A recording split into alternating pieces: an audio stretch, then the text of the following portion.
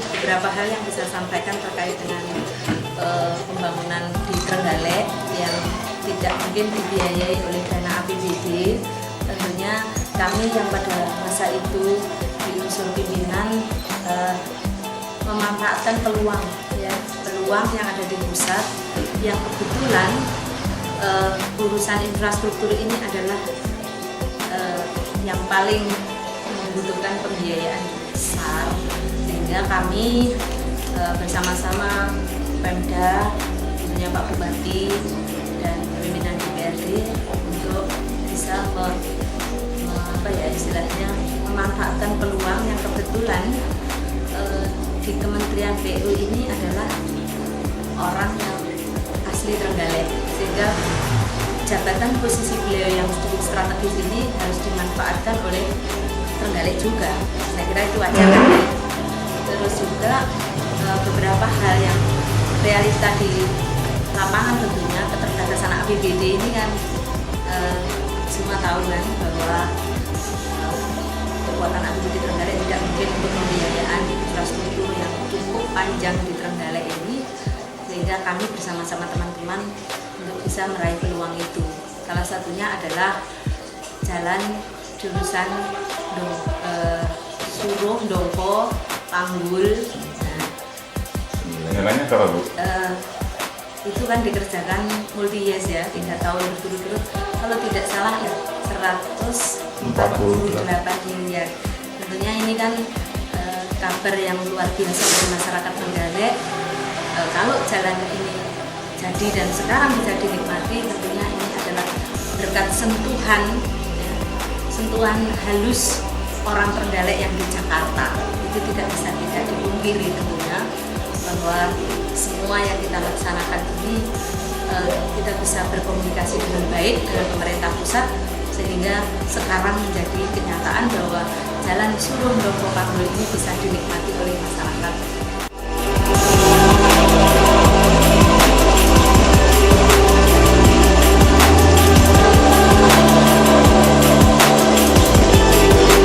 Awal mula ya karena kondisi geografis Trenggalek yang cukup berat ini, untuk kemampuan keuangan tidak mungkin, dan kita tentunya lobby ke pusat untuk pembiayaan.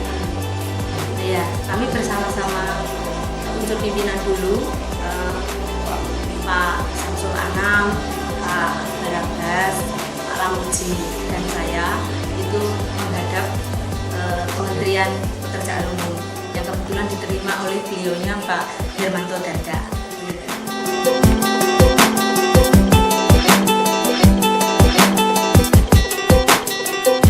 Ya, semua merasakan bahwa itu tidak mungkin dibangun oleh kekuatan APBD kita, karena beberapa persen APBD kita juga kan dana dari pusat juga, sehingga memang untuk khusus bendungan Melinggis ini juga merupakan bagian dari sentuhan pusat yang cukup luar biasa tentunya bagi masyarakat, bahwa kenyataannya bendungan Melinggis sekarang dalam proses pembangunan, dan tentunya 2-3 tahun lagi bisa dinikmati oleh masyarakat.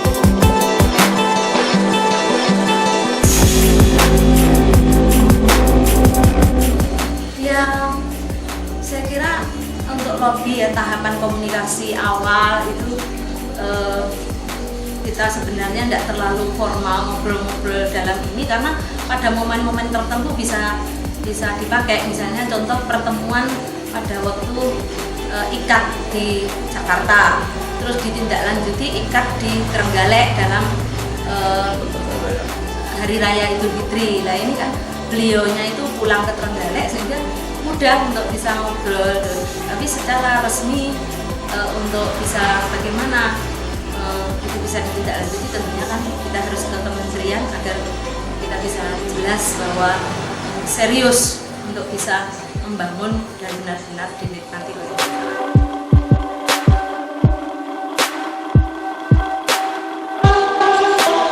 kami berpendapat seperti itu, dan itu memang realita seperti itu.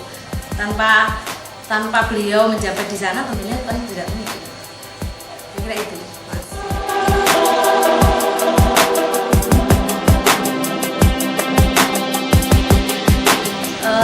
kekuatan APBD kita kisaran 200 miliar ya. Kalau taruhlah hitung-hitungan pembiayaan seluruh secara global untuk pembinaan linggis itu 600, tentunya ya itu tadi dikalikan berapa tahun ya kita diam tidak bangun gitu ya. Jadi inilah istilahnya peran besar pemerintah pusat terkait dengan pembangunan yang tidak mungkin dibangun oleh pemerintah kabupaten.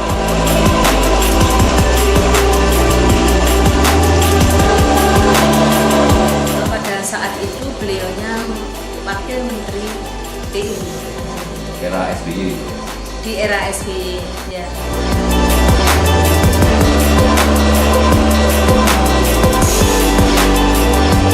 Terkait dengan JLS, kita tahu bahwa memang ada pembagian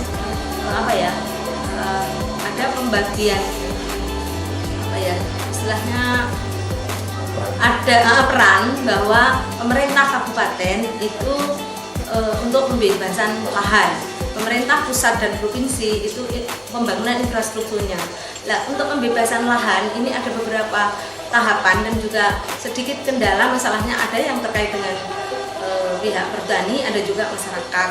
Nah, akhir-akhir ini memang ada sedikit tersendat karena regulasi yang berubah terkait dengan untuk masyarakat, sehingga ada peraturan pemerintah kabupaten kayaknya tidak berani begitu melangkah selama peraturan dan regulasi ini belum jelas.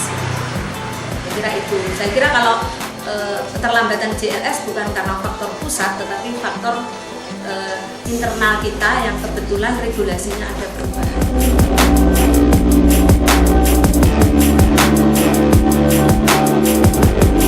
Saya kira sejak awal saya sampaikan bahwa potensi dan peluang ini jangan sampai terlewatkan.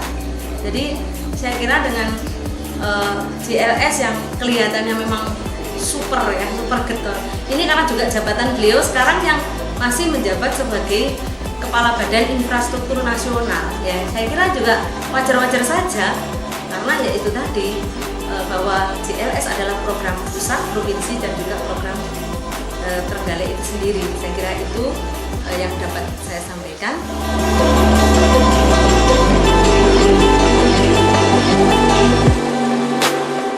Jalan Perigi Durenan itu kan jalan kabupaten.